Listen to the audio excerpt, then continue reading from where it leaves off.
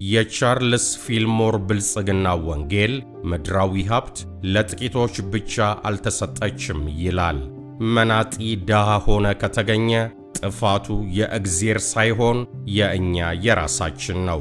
የሁሉ ብልጽግና ዋና ምንጩ የሚታየውና ፊታችን ያለው ነገር ሳይሆን ለሰዎች የማይታየው ኢንቪዚብሉ ነገር መሆኑን አምነን መመላለስ አለብን ይላል የብልጽግና ወንጌል። በዚህ የብልጽግና ወንጌል አስተምህሮ መሰረት የሰው ልጅ ጭንቅላት ካሰበውና ለማድረግ ከቆረጠ በምድር ላይ ለማሳካት የማይቻል ምንም ነገር የለም። እናስ እውነተኛውን የብልጽግና ምንጭና ሚስጥር ማወቅ ይፈልጋሉ? ለመሆኑ የብልጽግና ወንጌል አባት እየተባለ የሚወደሰው ቻርልስ ፊልሞር ማን ነው? እስከ ዝግጅታችን ፍጻሜ ድረስ አብራችሁን ቆዩ። በአብዛኛው የሰው ልጅ ታላቅነት የገንዘብ ሀብትን ከማካበትና ከቁሳዊ ዘመናዊ ስልጣኔ ጋር የሚያስተሳስረው የምዕራቡ ዓለም ካፒታሊስታዊ አስተሳሰብ የዛሬ 100 ዓመት ገደማ በገንዘብና በቁሳቁስ ላይ እግዚአብሔርን አከለበት እና አዲሱን የሰው ልጅ የብልጽግና ወንጌል ፈጠረ።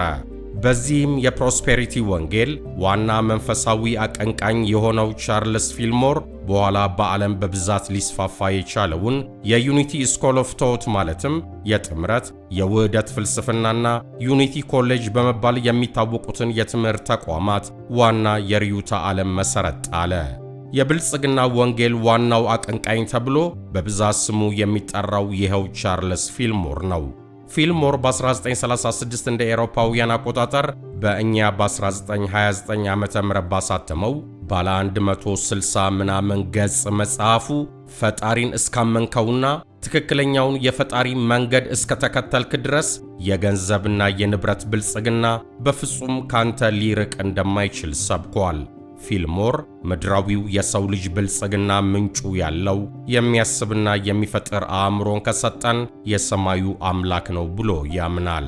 በፊልሞር አስተምህሮት መሠረት እግዚአብሔር የማያልቅና የማይቋረጥ የስኬት ኃይልን የሚያመነጭ ጄኔሬተር ነው። እንዲያውም የኤሌክትሪክ ኃይል ሰጪያችን በማለት ይገልጸዋል እግዚአብሔርን። እግዜሩ የህዳሴ ግድብ ነው፣ ዋቃ ቆቃ ነው እንደማለት ነው። የኤሌክትሪክ ገመድ ቀጥለ ከማያልቀው የኃይል ምንጭ መቋደስ ደግሞ ያንተ ፈንታ ነው።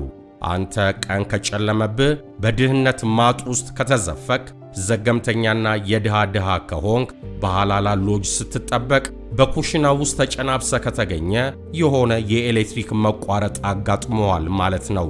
ሽቦውን የሆነ ቦታ በጥሰዋል እንጂ በምንም ተአምር ጄኔሬተሩ ፊት ቀርቦልህ በእጅ ውስጥ በጭንቅላት ውስጥ እያለ በፍጹም መናጢ ዳፍንታም አማራሪ፣ ብሶተኛ፣ ለማኝ፣ ቅጫማም ልትሆን አትችልም ነው የሚለው። በ1948 እንደ አውሮፓውያን አቆጣጠር ከዚህ ዓለም በሞት የተለየውና የብልጽግና ወንጌል አባት በመባል የሚታወቀው አሜሪካዊው ቻርልስ ፊልሞር። ይህ የፊልሞር የብልጽግና ወንጌል ልብ ብሎ ከታየ ሁለት በተጻራሪ ጎራ የቆሙትንና ዘመናትንም እርስ በርሳቸው በመቃረን ያሳለፉትን የምዕራቡን ዓለም የምድራዊ አኗኗር አስተሳሰቦች ለማስታረቅ ወይም ለማስማማት የተቀመረ የካፒታሊዝምና የክርስትና ቅይጥ ወንጌል ነው። በአንድ በኩል አሜሪካንን ለመጀመሪያ ጊዜ የረገጡትና ለምሳሌ በአውሮፓም እንደ ኔዘርላንድስ ባሉ አገራት ሰፊ ተቀባይነትም የነበራቸው ፒውሪታንስ አሉ። እነዚህ የእግዜሩ ንጹሕ ወይም ፒውር ሰዎች ወይም ፒውሪታንስ የሚያምኑት ቁሳዊውን ዓለም በመናቅና በመንፈሳዊው ዓለም ላይ በመጣበቅ ነው። ሀብታም መንግሥተ ሰማያት ከሚገባ ይልቅ ግመል በመርፌ ቀዳዳ ቢሾልክ ይቀላል የሚለውን የክርስቶስ ኢየሱስን ወንጌል በኑሯቸው ሊተገብሩ የሚሞክሩ የዋ ባህታውያን ናቸው ማለት ይቀላል። ከእነዚህ በተቃራኒ ደግሞ ምድሪቱ ያበቀለችልኝን ሀብትና ደስታ ትቼ ተቆራምጄ ዕድሜን እንድገፋ የሚፈልግ እግዜር ካለ በአናቱ ይተከል የሚሉ የቁስ ሰቀቀንና የገንዘብ ጠኔ የስኬቶች ሁሉ ቁልፍ ነው ብለው የሚያምኑ ሻይሎካዊ ካፒታሊስቶች ነበሩ። እነዚህኞቹ ሀብትን ለማግኘት ሲሉ ምንም ነገር ያደርጋሉ። ሰውን ይገላሉ፣ ሕዝብን ይጨፈጭፋሉ፣ ሀገሮችን ይወራሉ፣ አራጣ ያበድራሉ። የገንዘብ ኃይላቸውን ሰዎችን ለእነሱ የደሞዝ ባሪያ ሆነው እንዲያገለግሏቸው ለማስገደድ ይጠቀሙበታል። ባሪያ ሲፈነግሉ የኖሩ ናቸው። ገንዘብ ሊሰጥ የሚችለው ማናቸውንም የወሲብ ፈንጠዝያ፣ ዳሌና ዳንኪራ፣ መርከብና አውሮፕላን ብታሳድድ ጽድቅ እንጂ ኩነኔ የለብህም ብለው የሚያስቡ ጨላ ነካሾች ናቸው። ቻርልስ ፊልሞር በብልጽግና ወንጌሉ ሊያስታርቅ የተነሳው እነዚህን በስግብግቦች ካፒታሊዝምና በመናኞች ክርስትና መሃል የተፈጠረውን የሰው ልጅ አኗኗር ፍልስፍና ልዩነት ነው።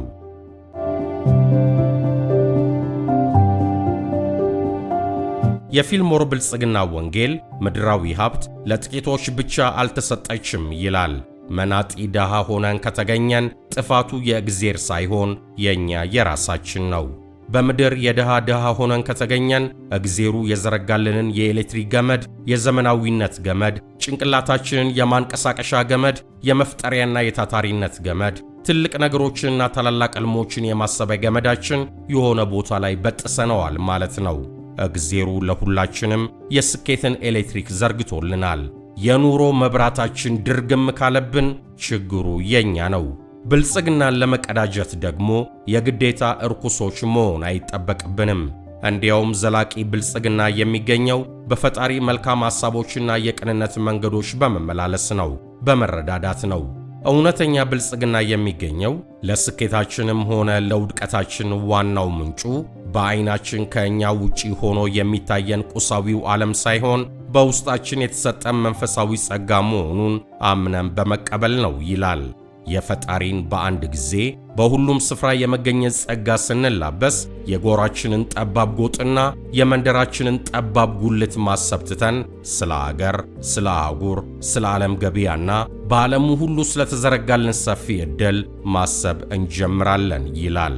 በማይታየው ማመን አሁን በእጃችን ላይ የሌለውን ነገር እንዳለን አድርጎ ማሰብ፣ ትላልቅ ሕልሞችም ማለም፣ የማናየው ግን በእርግጠኝነት እንዳለ የምናምነው ነገር በትክክልም የምናገኘው ነገር ነው ብሎ ማመን የሁሉ ብልጽግና ዋና ምንጩ የሚታየውና ፊታችን ያለው ነገር ሳይሆን ለሰዎች የማይታየው ኢንቪዚብሉ ነገር መሆኑን አምነን መመላለስ አለብን ይላል የብልጽግና ወንጌል። በዚህ የብልጽግና ወንጌል አስተምህሮ መሰረት የሰው ልጅ ጭንቅላት ካሰበውና ለማድረግ ከቆረጠ በምድር ላይ ለማሳካት የማይቻል ምንም ነገር የለም። ምክንያቱም የሰው ልጅ አእምሮ ሁሉን የሚችለው የፈጣሪ ዲቫይን አእምሮ ቅጥያ ስለሆነ ሁሉን ከሚችለው አምላክ የተከፈለ ማሰቢያ አእምሮ ተሰጥቶን ሁሉን የማይችል ቆርማዳ መናጢ ልንሆን አንችልም። ይሄንን ሁሉም እንደተሰጠንና ሁሉም ማድረግ እንደምንችል ራሳችንን ማሳመን በጀመርን ቅጽበት የሀብት በሮችም ወለል ብለው ለእኛ መከፈት ይጀምራሉ ይላል ቻርልስ ፊልሞር የብልጽግና ወንጌል አባት። የእግዚአብሔሩን ኃይልና የሰጠህን ታላቅ ችሎታ አሳንሰ ሰክሰስህን በስክሪፕቶ ክዳን ከለካኸው የምታገኘው በስክሪፕቶ ክዳን ነው። የዘራኸውን ነው የምታጭደው። የገጠምከውን አምፖል የሚያህል ብርሃን ነው የምታገኘው። እሹ ታገኙማላችሁ፣ ፈልጉ ይሰጣችሁማል ነው።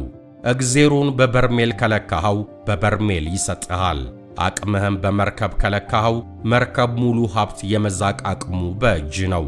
እግዚአብሔርን በሰፈር ኩሽና ከወሰንከውና ታላቁን አቅምህን ከሰፈርተኛ ጋር ስትቦጫጨር ለመኖር ካዋልከው እዚያው መንደር ላይ በአናትህ ተተክለ ትቀራታለህ። ምርጫው የራስ ነው፣ የማንም አይደለም ነው የሚል ቅዱሱ ብልጽግና ወንጌል።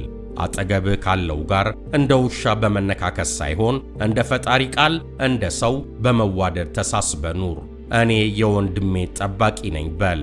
ጓደኛዬ ሁለት ዓይኑ እንዲጠፋ አንድ ዓይኔን አጥፋልኝ ከሚል የምቀኝነት አስተሳሰብ ውጣ። ውቅያኖሱ፣ ባህሩ፣ ወደቡ፣ ሰማይ ምድሩ ሁሉ ያንተ ነው። ገደብ የለህም። ሁሉም ተሰጥቶ ሳለ እንዴት በትንሿ ነገር ላይ ከወንድም ጋር ትነካከሳለህ ይልሃል የብልጽግና የአዲሱ ዘመን የሰው ልጅ ስኬት ቅዱስ መጽሐፍ።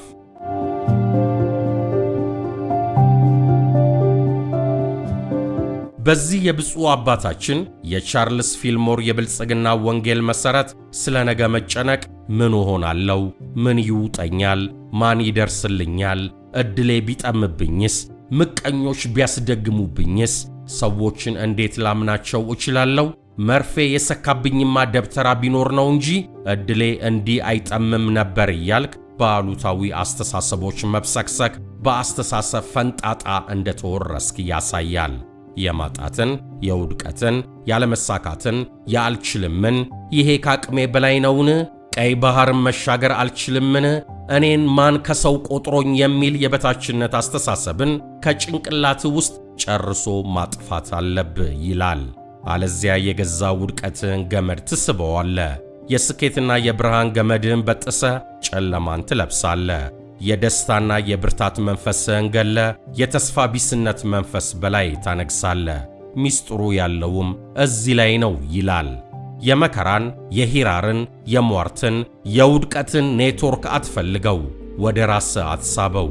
ጣቢያህን ቀይረውና አሪፍ የሚያስከይፉ ኔትወርኮችን ሳብ ወደ ራስህ።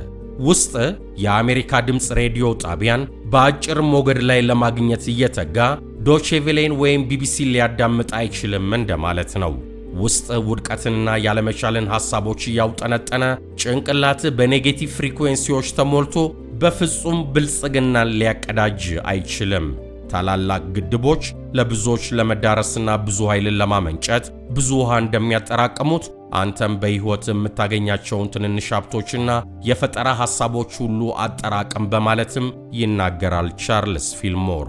ራስን በኩሬ ከወሰንከውና እጅህን አጣጥፈ ኩሬን ስታሽሞኖሙ ከከረምክ የኩሬ ጠባቂ ሆነ ትቀራታለህ።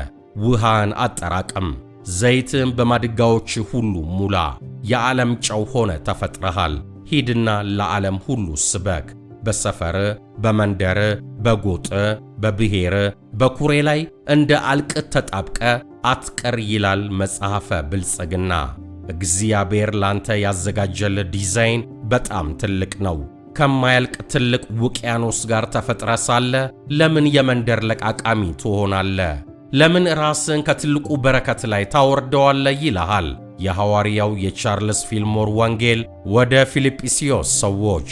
ወንድሜ፣ በብልጽግና ወንጌል አስተምህሮ መሠረት እግዚአብሔር ዕዳዎችን ሁሉ ይከፍላል። ስለ አንቺ፣ ስለ አንተ፣ ስለ እኛ፣ ስለ ሰው ልጆች ዘወትር የሚማልደው ሁሉን ቻዩ ጂሆቫ የማናልፈውን ፈተና፣ የማንወጣውን ዕዳ፣ የማናበራውን ጨለማ፣ የማንገድበውን ውሃ፣ የማናሳካውን ተስፋ አልሰጠንም። ፈጣሪ ብድራትሽን ሁሉ ይከፍላል። እግዚአብሔር ስለ አንተ ዋስ ይሆናል። ሁሉን ቻዩ ፈጣሪ ቤዛ ይሆንሻል። የዕዳና እገዳ ቀንበራችን ሁሉ ይሰብራል። አልሻዳዩ አምላክ ከሁሉን ቻዩ የተሰጠን ተአምረኛ ኃይልና ሥልጣን አለ። በራሳችንና በፈጣሪ ያልተገደበ ኃይል እንመን። ካመንን ከዓለት ድንጋይ ማፍለቅ እንችላለን። ካመንን ተአምርን የሚሠራ ቴክኖሎጂ መፍጠር እንችላለን። በሰማይ መንገድ አለ። በምድር ውስጥም ገብተን እንወጣለን። ባሕሩን እንቀዝፋለን። ተራራውን ተነቀል ብንለው ይታዘዘናል። ሳይንስና ቴክኖሎጂን የሚያዋልድ ጭንቅላት ሰጥቶናል። ያለ ስስት እግዜራችን ያለ ስስት የሰጠንን አእምሮ ያለ ስስት እንጠቀምበት። ያለ ስስት የሰጠንን ጸጋ ያለ ስስት ለወንድሞቻችን እናካፍለው። ያለ ስስት ያለንን ስንሰጥ ፈጣሪም ያለ ስስት እጥፍ ድርብ አድርጎ ይመልስልናል። ያለ ስስት ኢንቨስት ስናደርግ በብዙ እጥፍ እናተርፋለን ነው የሚለን። እንግዲህ የምድራዊውንም የሰማያዊውንም ስኬት እንደ አዕዋፋት የግራና የቀኝ ክንፎቻችን አድርገን ዘወትር ሽቅብ እንድንበር የሚሰብከን የዩኒቲ ስኮል እሳቤን ያነገበው የብልጽግና ወንጌል የተሰኘው የስኬታማው ዘመናዊ የሰው ልጅ የቀን ካፒታሊስቶች ሐዲስ ኪዳን። ጨርሻለሁ። አሳፍ ኃይሉ እንደጻፈው። በቸር ያሰንብተን።